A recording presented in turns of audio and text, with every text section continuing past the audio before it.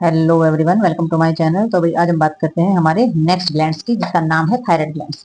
ठीक है, तो थायराइड ग्लैंड्स के बारे में हम जानेंगे कि ये जो शेप होती है थायराइड ग्लैंड्स की, ये बटरफ्लाई के आकार का होता है। और जो ये जो ग्लैंड्स होता है इसका जो वेट होता है वो लगभग 30 ग्राम्स का होता है और लोकलाइज होता है ये हमारा नेक के अंदर। ठीक है, तो it present of the interior and lateral surface of the trachea, और ये हमारा प्रेजेंट पाया जाता है अंदर की तरफ या साइड की तरफ, जो हमारा सरफेस होता है ट्रैकिया का, वहां पर जस्ट बिलो द लैरिंक्स, और लैरिंक्स के नीचे ये पाया जाता है।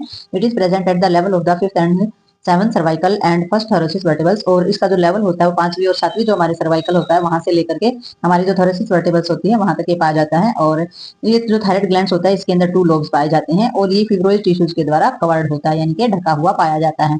और इसके साथ कनेक्टेड क्या होता है, हमारा एक मास मास ऑफ टिश्यूज जो है वो हमारा कनेक्टेड होता है।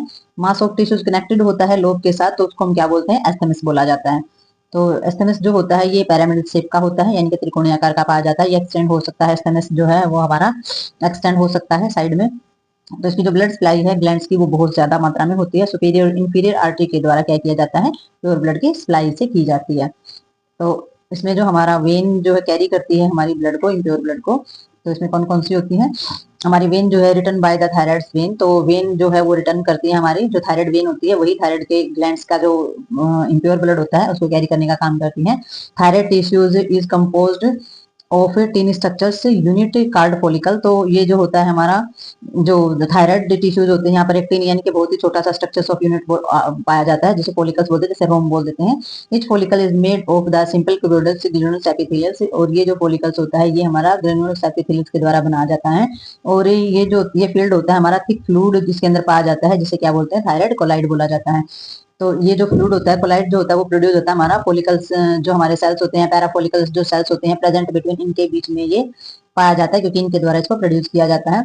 और ये हेल्प हमारा किस चीज में करता है, ये फॉर्मेशन में हेल्प करेगा हमारे क्लाइटोनियन हार्मोन्स की, और ये हमारा क्लाइटोनियन जो हार्मोन्स होता है उसके सेक्रेशन में हेल्प करता है। तो ये था हमारा थायराइड ग्लैंड्स। अब आगे देखते हैं इसके, तो इसके अंदर हम देखेंगे अब कि हमारा जो लेवल होता है हमारे हार्मोन्स का वो किस तरीके से बढ़ता है, कौन कौन सा हार्मोन स्टिमुलेट होता है। तो इसमें लो ब्लड लेवल में हमारा T3 और T4 का बताया है। ठीक है, तो ब्लड लेवल जब लो होता है तो T3 T4 इसमें है, तो इसमें TRH जो है थायराइड रिलीजिंग होगा हार्मोन्स हमारा इंटीरियर पिट्यूटरी के द्वारा। ठीक है, तो हमारा इसमें थायराइड स्टिमुलेट हार्मोन्स है वो रिलीज होगा ब्लड के अंदर, फिर वो स्टिमुलेट होगा, थायराइड फॉलिकल्स जो हमारे होते हैं वो हमारे स्टिमुलेट होंगे, फिर T3 और T4 जो है वो रिलीज होंगे ब्लड फॉलिकल्स के द्वारा। ठीक है, तो हमारा फॉलिकल सेल्स के द्वारा ही हमारे T3 और T4 जो है वो रिलीज होते हैं। फिर हमारा जो नॉर्मल लेवल है वो देखा जाएगा, T3 T4 जो हमारे हार्मोन्स हैं उनका नॉर्मल मेटाबॉलिक रेट देखा जाएगा और एलिवेट होगा। अगर T3 T4 जो है एलिवेट हो गया, ठीक है, अगर ऊंचा हो गया, बढ़ गया, तो इसमें क्या करेगा, फिर वो TRH और TSH के जो सेक्रेशन है उसको कम कर देगा, उसको रोक देगा। ठीक है, तो इसमें हमारा यही जानना है कि भाई जो T3 T4 जब बढ़ेगा तो वो हमारा TRH और TSH पे रोक लगा देगा। तो भाई अब हम बात करते हैं thyroxine and try iodothyronine hormones के बारे में। तो ये जो होते हैं ये हमारा T3 और T4 के नाम से भी हम इस हार्मोन्स को जानते हैं। There are the hormones of thyroid glands. तो ये थायराइड ग्लैंड्स का हार्मोन है हमारा TH। तो thyroxine can be the represent T4 और try iodothyronine can be the represent T3। तो इन्होंने बताया है कि जो हमारा थायरोक्सिन होता है उसको T4 बोला जाता है, और जो हमारा आयोडोथायरोनिन होता है उसको T3 के नाम से जाना जाता है। तो ये इसके नाम है शॉर्ट में। तो T3 और T4 जो होता है वो मोस्ट अबंडेंट होता है TH से, यानी कि जो T4 हमारा हार्मोन्स होता है, यानी कि जो हमारा थायरोक्सिन होता है उसमें बहुत ज्यादा मात्रा में हमारा TH पाया जाता है। और थायराइड ग्लैंड्स जो होते हैं take up the iodine from the blood, और थायराइड ग्लैंड्स जो होता है हमारे ब्लड के अंदर पाए जाने वाला जितना भी आयोडीन होता है उसे ले लेता है।